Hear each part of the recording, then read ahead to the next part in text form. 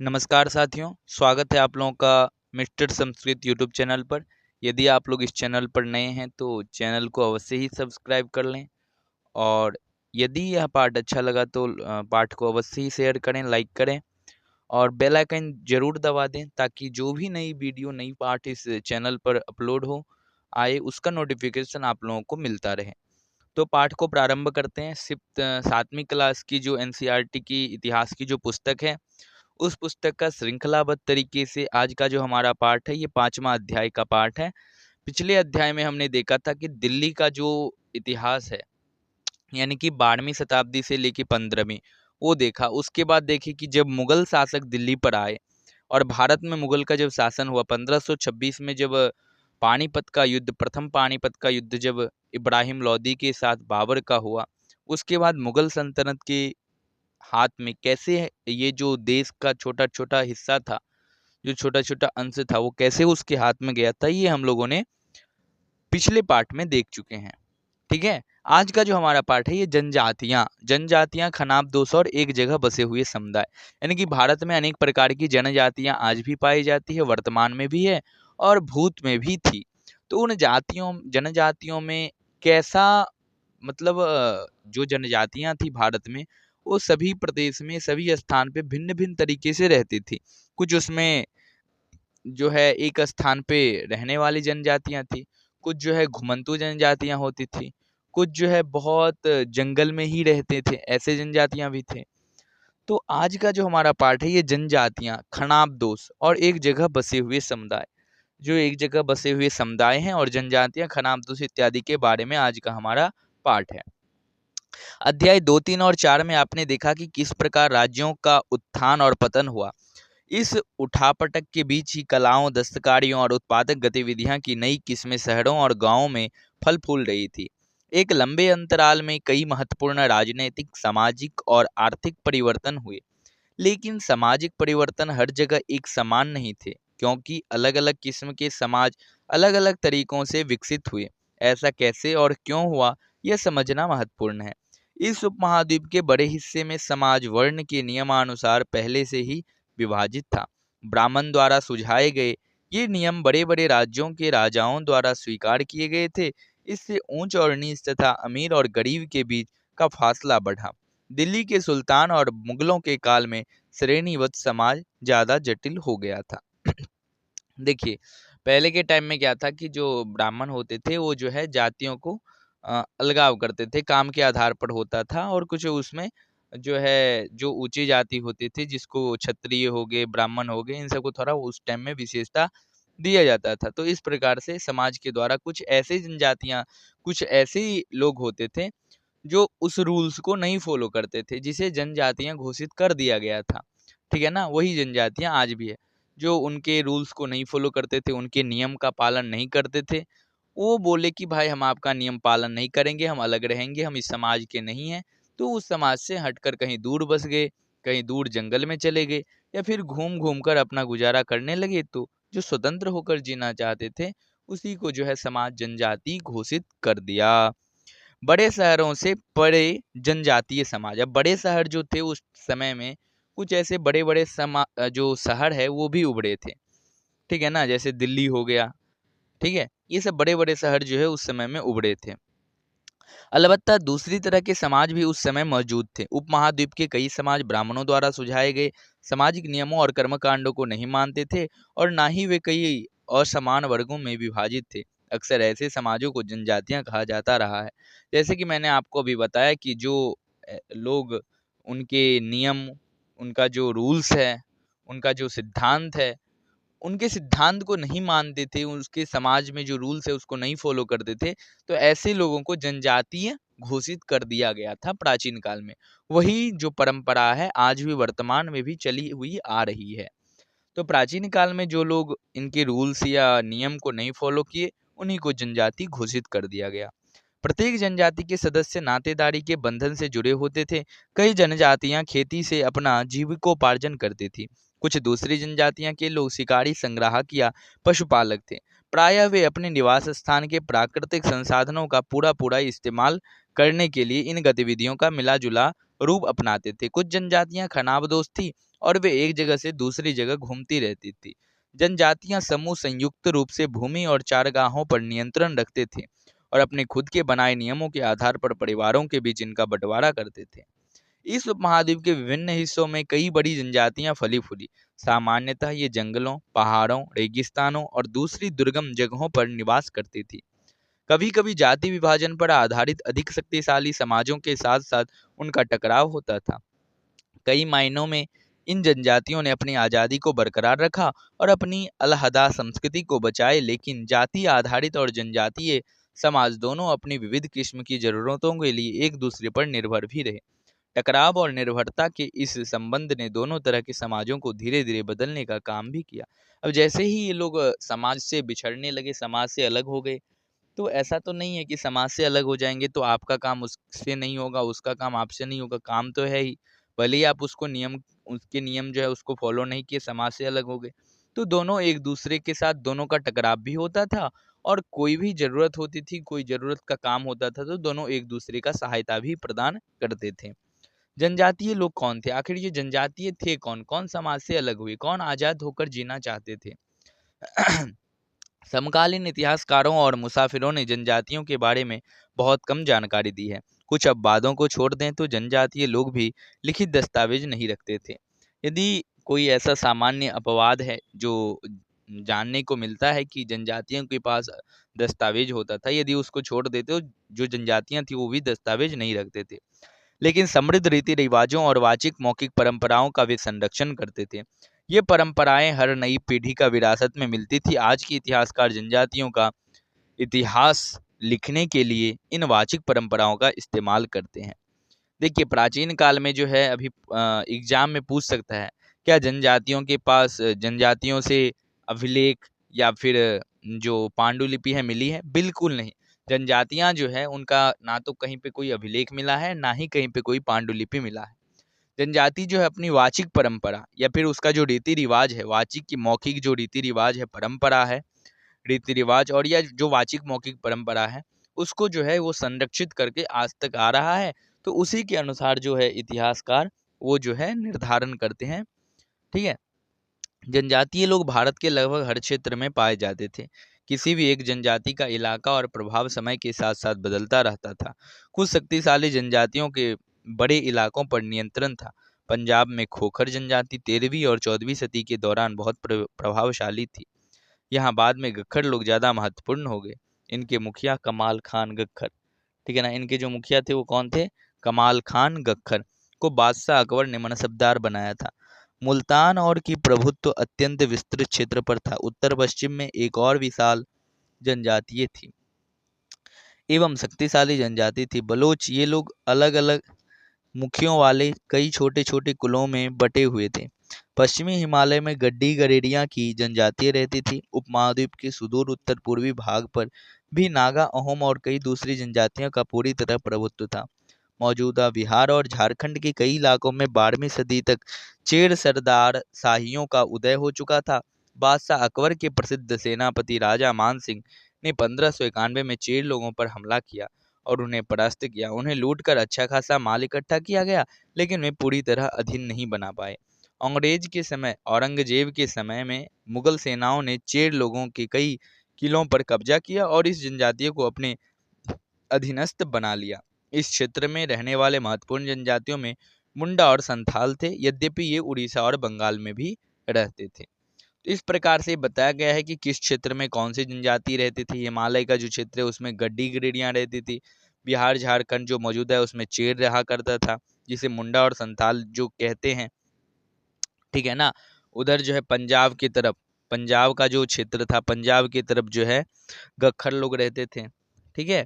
तो इस प्रकार से हर एक स्थान पर जो है अलग अलग प्रकार की जनजातियां रहती थी। मध्य भारत में जो है खनाबदोस जनजातियां रहती थी, जिसे हम घुमंतु भी कहते हैं। कर्नाटक और महाराष्ट्र की पहाड़ियों कोली, बेरात तथा कई दूसरी जनजातियां थी। और कर्नाटक और महाराष्ट्र की जो पहाड़ियां हैं उसमें कोली और बेरात की जनजातियां रहती थी और अन्य प्रकार की जनजातियां भी थी। निवास स्थान के कोली लोग गुजरात के कई इलाकों में भी रहते थे। कुछ और दक्षिण में कोरगा, वेतर, मारवाड़ और दूसरी जनजातियां की विशाल आबादी थी। भीलों की बड़ी जनसंख्या पश्चिमी और मध्य भारत में फैली हुई थी। जो भील लोग रहते थे उसकी जो है जनसंख्या सबसे ज़्यादा कहाँ थी? पश्चिमी और मध्य भारत में फैली हुई थी। 16वीं सदी के अंत आते आते उनमें से, ठीक है ना, उनमें से कई एक जगह बसे हुए खेतीहर और यहाँ तक कि जमींदार बन चुके थे। तब भी भीलों की कई कुल शिकारी संग्राहक बने रहे। मौजूद छत्तीसगढ़, मध्य प्रदेश, महाराष्ट्र और आंध्र प्रदेश में गौंड लोग बड़ी तादाद में फैले हुए थे। खनावदोस और घुमंतु लोग कैसे रहते थे? अब खनावदोस की जो है कुछ यहाँ पे चर्चा दी गई है। खनावदोस चारवाहे अपने जानवरों के साथ दूर दूर तक घूमते थे। उनका जीवन दूध और अन्य पशुचारी उत्पादों पर निर्भर था। वे खेतीहर गृहस्थों में अनाज, कपड़े, बर्तन और ऐसी ही चीजों के लिए ऊन, घी इत्यादि का विनिमय भी करते थे। कुछ खनावदोस अपने, ठीक है ना, अपने जानवरों पर सामानों की ढुलाई का काम भी करते थे। एक जगह से दूसरी जगह आते जाते थे वे, सामानों की कई खरीद फरोख्त करते थे। बंजारा लोग सबसे महत्वपूर्ण व्यापारी खनाबदोश थे। उनका कारवां टांडा कहलाता था। बंजारा का जो कारवां था उसे क्या कहते थे? टांडा कहते थे। पूछ सकता है टांडा जो है किसकी कारवां को कहते थे? बंजारा, भील, गिड्डी, गडरिया, कोल किसको कहते थे? तो बंजारे को कहते थे। सुल्तान अलाउद्दीन खिलजी बंजारों का ही इस्तेमाल नगर के बाजारों तक अनाज की ढुलाई के लिए करते थे। बादशाह जहांगीर ने अपने संस्मरणों में लिखा है कि बंजारे विभिन्न इलाकों में अपनी बैलों पर अनाज ले जाकर शहरों में बेचते थे। सैन्य अभियानों के दौरान वे मुगल सेना के लिए खाद्यान्नों की ढुलाई का काम करते थे। किसी भी विशाल सेना के लिए 1 लाख बैल अनाज ढोते थे। 1 लाख से भी ज्यादा जो है बैल अनाज को ढोते थे। इतना बड़ा समूह होता था बंजारा का कि मत पूछिए। देखिए यहाँ पे भी बंजारा के बारे में दिया हुआ है, उसका समूह कैसा था, कितने लोग रहते थे, कितने बैल होता था। ठीक है, बंजारा बहुत बड़ा बड़ा होता था। उसका जो समूह था वो बहुत बड़ा बड़ा समूह होता था, बहुत उसमें लोग होते थे। 17वीं सदी के आरंभ में भारत आने वाले एक अंग्रेज व्यापारी पीटर मुंडी ने बंजारों का वर्णन किया है। कौन किया है? पीटर मुंडी। पूछ देगा कि 17वीं शताब्दी में किस अंग्रेज ने बंजारों का वर्णन किया है? पीटर मुंडी। ठीक है। सुबह हमारी मुलाकात बंजारों की एक टांडा से हुई जिसमें 14,000 बैल थे। सारे पशु गेहूं और चावल जैसे अनाजों से लदे हुए थे। ये बंजारे लोग अपनी पूरी घर गृहस्थी, बीवी और बच्चे अपने साथ लेकर चलते हैं। एक टांडा में कई परिवार होते हैं, ठीक है ना, एक टांडा में कई परिवार होते हैं। उनका जीने का तरीका उन भारवाहकों से मिलता जुलता है जो लगातार एक जगह से दूसरी जगह जाते रहते हैं। गाय बैल उनके अपने होते हैं। कई बार वे सौदागरों के द्वारा भाड़े पर नियुक्त किए जाते हैं, लेकिन ज्यादातर वे खुद सौदागर होते हैं। अनाज जहाँ सस्ता उपलब्ध है वहां से वे खरीदते हैं और उस जगह ले जाते हैं जहाँ वह महंगा है। वहां से वे फिर ऐसी चीजें लाद लेते हैं जो किसी और जगह मुनाफे के साथ बेची जा सकती है। टांडा में 700 तक लोग हो सकते हैं। वे एक दिन में 6 या 7 मील से ज़्यादा सफ़र नहीं करते हैं। यहाँ तक कि ठंडे मौसम में भी अपनी गाय बैलों पर वे सामान उतारने के बाद वे उन्हें चरने के लिए खुला छोड़ देते, क्योंकि यहाँ ज़मीन पर्याप्त है और उन्हें रोकने वाला कोई नहीं है। ठीक है। अब यहाँ पे देखते हैं कई पशुचारी जनजाति कई पशुचारी जनजातियां मवेशी और घोड़ों जैसे जानवरों को पालने पोसने और संपन्न लोगों के हाथ उन्हें बेचने का काम करती थी।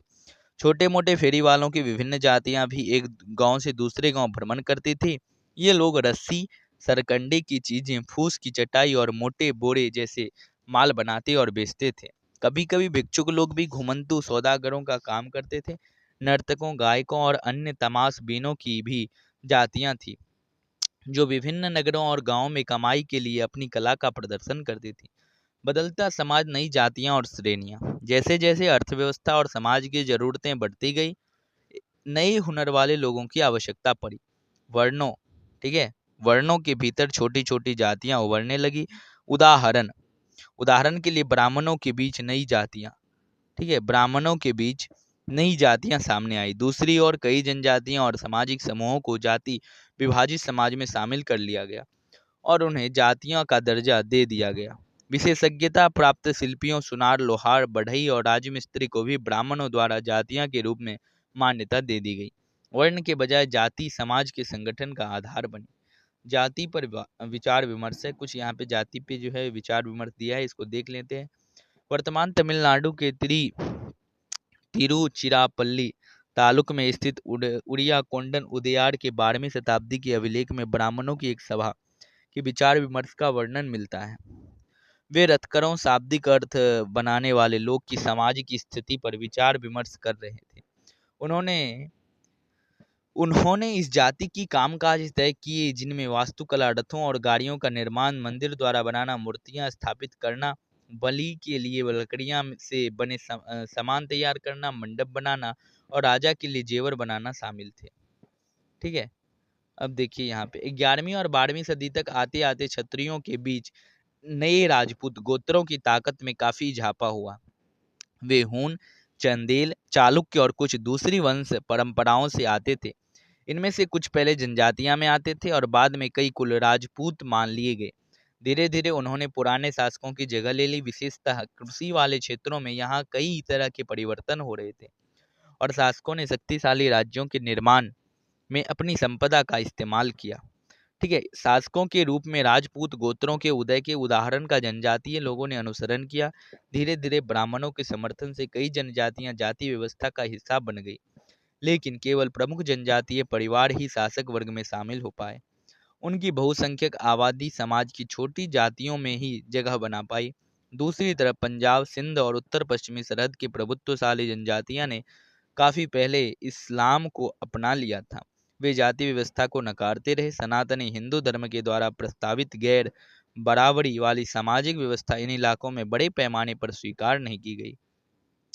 राज्यों की उत्पत्ति जनजातीय लोगों के बीच हुए सामाजिक बदलाव में गहराई से संबंधित है। हमारे इतिहास के इस महत्वपूर्ण हिस्से के दो उदाहरण नीचे उल्लिखित हैं। नजदीक से एक नजर। गोंड गोंड लोग गोंडवाना नामक विशाल वन प्रदेश में रहते थे। गोंड के बारे में यहाँ पे कुछ दिया है, इसको देख लेते हैं। वे स्थानांतरीय कृषि करते हैं। स्थानांतरीय कृषि, आप जब भूगोल की पुस्तक पढ़ेंगे तो उसमें स्थानांतरित कृषि क्या होती है कि दहन और कर्तन पद्धति वहां पे अपनाया जाता है कि यहाँ कृषि किए, उसके बाद फसल हुआ, उसको काट दिए, आग लगाए, वो जल के राख हो गया। फिर वहां पे कृषि किए, फिर जब तक वहां पे कृषि फल हुआ फिर लेके चले गए, फिर कहीं दूसरे स्थान पर गए, वहां पे काटे, आग लगाए, फिर वहां पे कृषि किए, फिर तीसरी जगह पे चल गए, फिर वहां का जंगल साफ किया, आग लगाए, फिर वहां पे कृषि किए। तो ये दहन कर्तन पद्धति जो है यही स्थानांतरित, यानी कि एक स्थान पर रहकर कृषि ना करना, ठीक है, उसी को हम स्थानांतरित कृषि कहते हैं। स्थान में परिवर्तन करते रहना, अर्थात जगह बदल बदल कर खेती करते थे। विशाल गोंड जनजाति कई छोटे छोटे कुलों में भी बटी हुई थी। प्रत्येक कुल का अपना राजा या राय होता था। जिस समय दिल्ली के सुल्तानों की ताकत घट रही थी, उसी समय कुछ बड़े गोंड राज्य छोटे गोंड सरदारों पर हावी होने लगे थे। अकबर के शासनकाल के इतिहास अकबरनामा में उल्लिखित है कि गढ़कटंगा के गोंड राज्य में 70,000 गांव थे। जो गढ़कटंगा का जो गोंड राज्य था उसमें कुल कितने गांव थे? तो 70,000 गांव थे। इन राज्यों की प्रशासनिक व्यवस्था केंद्रीकृत हो रही थी। राज्य गढ़ों में विभाजित थे। हर गढ़ किसी खास गोंड कुल के नियंत्रण में था। ये पुनः 84 गांवों की इकाइयों में विभाजित होते थे, जिन्हें 84 कहा जाता था। जिन्हें क्या कहा जाता था? 84 कहा जाता था। 84 का उपविभाजन बड़होतों में होता था, जो 12-12 गांवों को मिलाकर बनते थे। बड़े राज्यों के उदय ने गोंड समाज के, ठीक है, गोंड समाज के चरित्र को बदल डाला। उनका मूलतः बराबरी वाला समाज धीरे धीरे असमान सामाजिक वर्गों में विभाजित हो गया। ब्राह्मण लोगों ने गोंड राजाओं से अनुदान में भूमि प्राप्ति की और अधिक प्रभावशाली बन गई। गोंड सरदारों को अब राजपूतों के रूप में मान्यता प्राप्त करने की चाहत हुई। इसलिए गढ़कटंगा के गोंड राजा अमनदास ने संग्राम शाह की उपाधि धारण की। उसके पुत्र दलपत ने महोबा के चंदेल राजपूत राजा सालवाहन की पुत्री राजकुमारी दुर्गावती से विवाह किया। दलपत की मृत्यु कम उम्र में ही हो गई। रानी दुर्गावती बहुत योग्य थी और उसने अपने 5 साल के पुत्र वीर नारायण के नाम पर शासन की कमान संभाली। उसके समय में राज्य और अधिक विस्तार हुआ। 1565 में आसिफ खान के नेतृत्व में मुगल सेनाओं ने गढ़कटंगा पर हमला किया। रानी दुर्गावती ने इसका जमकर सामना किया। उसकी हार हुई और उसने समर्पण करने के बजाय मर जाना बेहतर समझा। उसका पुत्र भी तुरंत बाद लड़ता हुआ मारा गया। गढ़कटंगा एक समृद्ध राज्य था। इसके हाथियों को पकड़ने और दूसरे राज्यों में उनका निर्यात करने के व्यापार में खासा धन कमाया गया। जब मुगलों ने गोंडों को हराया तो उन्होंने लूट में बेशकीमती सिक्के और हाथी बहुत आयात में हथिया लिए। ठीक है ना, जब इन्होंने गढ़कटंगा को हराया तो बहुत कीमती सामान जो सिक्के होते हैं और हाथी को बहुत संख्या में हड़प लिया था। उन्होंने राज्य का एक भाग अपने कब्जे में ले लिया और शेष वीर नारायण के चाचा चंद्र शाह को दे दिया। गढ़कटंगा के पतन के बावजूद गोंड राज्य कुछ समय तक चलता रहा, लेकिन वे काफी कमजोर हो गए और बाद में अधिक शक्तिशाली बुंदेलों और मराठों के खिलाफ उनके संघर्ष असफल रहे। तो ये थी गोंड की इतिहास। अब अहोम पर आते हैं, जो कि आसाम की तरफ पड़ता है। अहोम लोग मौजूदा म्यांमार से आकर 13वीं सदी में ब्रह्मपुत्र घाटी में आ बसे। उन्होंने भुइयां भूस्वामी को पुरानी राजनीतिक व्यवस्था का दमन करके नए राज्य की स्थापना की। 16वीं सदी के दौरान उन्होंने चूटियों, ठीक है ना, चूटियों 1523 16वीं सदी के दौरान उन्होंने चूटियां 1523 और कोचहुज 1581 के राज्यों को अपने राज्य में मिला लिया। तो ये जो अहोम लोग थे ये म्यांमार से आए थे और उधर जो ब्रह्मपुत्रा नदी बहती है, ब्रह्मपुत्रा के नदी के आसपास बस गए थे। तो ब्रह्मपुत्रा नदी के आसपास बस गए थे और ये बहुत प्रभावशाली शक्तिशाली थे। तो इन्होंने चूटियां जो उनका राज्य था छोटा सा, उस पर 1523 में कब्जा कर लिया और फिर कोचहोज पर 1581 में जो है इन्होंने कब्जा अपना स्थापित कर लिया, अपने राज्य में मिला लिया। उन्होंने कई जनजातियों का भी अधीन कर लिया। अहोम ने एक बड़ा राज्य बनाया और इसके लिए 1530 के दशक में ही इतने वर्षों पहले आग्नेयास्त्र का इस्तेमाल किया। देखिए, अहोम जो है इतना शक्तिशाली था कि इन्होंने 1530 में ही आग्नेयास्त्र का इस्तेमाल कर दिया था। 1660 तक आते आते वे उच्च स्तरीय बारूदों और तोपों का निर्माण करने में सक्षम हो गए थे और 1660 तक आते आते इतने प्रभावशाली वो बन गए थे कि उनका जो है किसी भी राजा के साथ यदि युद्ध होता था तो वो जीत जाते थे, क्योंकि उनके पास जो आग्नेयास्त्र कैसे बनता है उसका पूर्ण नॉलेज हो गया था और वो आग्नेयास्त्र का इस्तेमाल भी करने लगे थे। लेकिन अहोम लोगों को दक्षिण पश्चिम में कई आक्रमणों का सामना करना पड़ा। सन 1662 में मीर जुमला, बहुत खतरनाक ये था, मीर जुमला के नेतृत्व में मुगलों ने अहोम राज्य पर हमला किया। बहादुरी से सामना करने के बावजूद अहोम लोगों की पराजय हुई, लेकिन उस क्षेत्र पर मुगलों का प्रत्यक्ष नियंत्रण ज्यादा समय तक बना नहीं रह सका। अहोम राज्य बेगार पर निर्भर था। अहोम राज्य तो जहाँ वो बेगार यानी कि बेगारी करना जो है, यानी कि जो छोटे लोग होते थे वो बड़े लोगों का बेगारी करते थे, यानी कि काम करते थे और काम करने की बजाय उसे कुछ जो है मिल जाता था। राज्य के लिए जिन लोगों से जबरन काम लिया जाता था वे पाइक कहलाते थे। जिन लोगों से जबरन शर्म कराया जाता था वे क्या कहलाते थे? पाइक कहलाते थे। अहोम राज्य में एक जनगणना की गई थी। प्रत्येक गांव को अपनी बारी और आने पर निश्चित संख्या में पाइक भेजने होते थे। इसके लिए जनगणना के बाद सघन आबादी वाले इलाकों से कम आबादी वाले इलाकों में लोगों को स्थानांतरित किया गया। इस प्रकार अहोम कुल टूट गए। 17वीं शताब्दी का पूर्वार्ध पूरा होते हुए प्रशासन खासा केंद्रीकृत हो चुका था।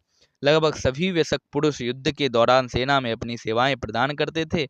दूसरे समय में वे बांध, सिंचाई व्यवस्था इत्यादि के निर्माण या अन्य सार्वजनिक कार्यों में जुटे रहते थे। अहोम लोग चावल की खेती के नई तरीके में भी अमल में लाए। अहोम जो है वो चावल की खेती के नई तरीके भी अमल में लाए, यानी कि चावल का बनाने का, यानी कि चावल उपजाने का कुछ नया तरीका जो है उसको भी वो अमल किए थे, यानी कि लाए थे। अहोम समाज कुलों में विभाजित था जिन्हें खेल कहा जाता था। अहोम जो है वो कुल में विभाजित था जिसे खेल के नाम से जाना जाता है। वहाँ दस्तकारों की बहुत कम जातियां थी, इसलिए अहोम क्षेत्रों में दस्तकार निकटवर्ती क्षेत्रों से आए थे। एक खेल के नियंत्रण में प्रायः कई गांव होते थे। किसान को अपने ग्राम समुदाय के दौरान जमीन दी जाती थी। समुदाय की सहमति के बगैर राजा तक इसे वापस नहीं ले जा सकता था। राजा भी जो है इसे वापस नहीं ले जा सकता था। शुरुआत में अहोम लोग अपनी जनजातीय देवताओं की उपासना करते थे, लेकिन 17वीं सदी के पूर्वार्ध में ब्राह्मणों के प्रभाव में बढ़ोतरी हुई। मंदिर और ब्राह्मणों को राजा के द्वारा भूमि अनुदान में दी गई। शिव सिंह 1714 से 44 के काल में हिंदू धर्म वहां का प्रधान धर्म बन गया था। लेकिन अहोम राजाओं ने हिंदू धर्म को अपनाने के बाद अपनी पारंपरिक आस्थाओं को पूरी तरह से नहीं छोड़ा। जो है उन्होंने हिंदू धर्म को तो अपनाया, लेकिन उसका जो पारंपरिक आस्था था उसको जो है नहीं छोड़ा। अहोम समाज एक अत्यंत परिष्कृत समाज था। कवियों और विद्वानों को अनुदान में जमीन दी जाती थी। नाट्य कर्म का प्रोत्साहन दिया जाता था। संस्कृत की महत्वपूर्ण कृतियां का स्थानीय भाषा में अनुवाद किया जाता था। बुरंजी नामक ऐतिहासिक कृतियों को पहले अहोम भाषा में और फिर असमिया में लिखा जाता था। जिस युग की हम चर्चा करते आए हैं, उस युग के दौरान उपमहाद्वीप में काफी सामाजिक परिवर्तन हुआ है। वर्ण आधारित समाज और जनजाति लोग एक दूसरे के साथ लगातार संपर्क में आते रहे। इस आदान प्रदान ने दोनों तरह के समाजों में अनुकूल और बदलाव की प्रक्रिया चलाई। बहुत सी विभिन्न प्रकार की जनजातियां थीं और उन्होंने विभिन्न प्रकार की जीविकाएं अपनाई। कालांतर में उनमें से कई जाति आधारित समाज में शामिल हो गई, लेकिन कईयों ने जाति व्यवस्था और सनातनी हिंदू धर्म दोनों को ही नकार दिया। कुछ जनजातियां ने संगठित प्रशासनिक व्यवस्था वाले विस्तृत राज्यों की स्थापना की। इस तरह वे राजनीतिक रूप से ताकतवर हो गए। उसने इसने उन्हें बृहत्तर और अधिक जटिल राज्यों और साम्राज्यों के साथ संघर्ष की स्थिति में ला खड़ा किया। मुझे आशा है कि आप लोगों को ये पाठ अच्छे से समझ में आ गया होगा। यदि इस पाठ में कोई शंका है तो अवश्य प्रश्न करें। फिर मिलते हैं अग्रिम अध्याय में, अग्रिम ऐतिहासिक पलों के साथ, अग्रिम अध्याय के साथ। तब तक के लिए बहुत बहुत धन्यवाद। मिलते हैं अग्रिम अध्याय में। यदि आप लोग चैनल पर नए हैं तो चैनल को सब्सक्राइब कर लें, लाइक करें, शेयर करें, अंत तक जुड़े रहें। इसके लिए पुनः एक बार धन्यवाद।